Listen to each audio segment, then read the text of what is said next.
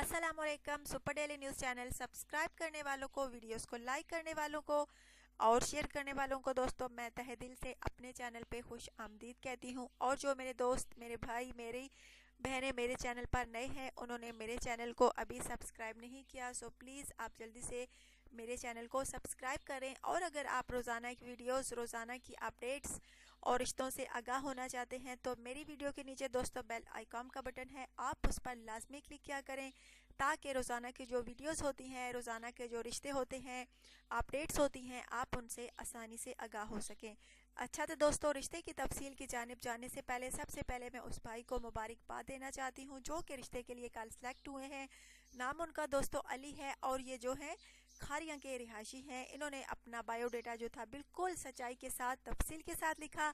लड़की वालों ने इनका कमेंट्स पढ़ते ही और इनकी तस्वीर देखते ही इनको पसंद कर लिया।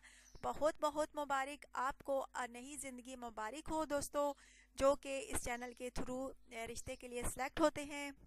बहुत बहुत मुबारक। और माशाल्लाह से इस चैनल के थ्रू बहुत सारे रिश्ते हो चुके हैं, इंशाल्लाह ताला आगे भी होते रहेंगे।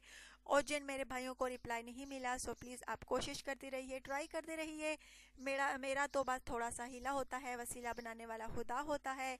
और रिश्ते तो आसमानों पर तय होते हैं। जो लड़की भी आपके नसीब में हुई आपको मिलकर रहेगी। बस आप कोशिश जारी रखिए, ट्राई करते रहिए, इंशाल्लाह ताला अल्लाह ताला बेहतर करने वाला है। अच्छा तो दोस्तों, अब मैं आपको आज के रिश्ते की डिटेल देती हूँ। लड़की का नाम दोस्तों अदीला है। इसको तलाक हुए तकरीबन 3 साल हो गए हैं। इसका एक बेबी है, बच्चा है, बहुत प्यारा सा है। और ये लड़की जो है चाहती है कि शादी के बाद मैं अपने बच्चे को साथ रखूं या ना रखूं, ये मेरे शोहर पर डिपेंड करता है। अगर शोहर कहेगा कि मैं अपने बच्चे को साथ रख लूं तो उसकी बहुत नेकी होगी, बड़ी नेकी होगी।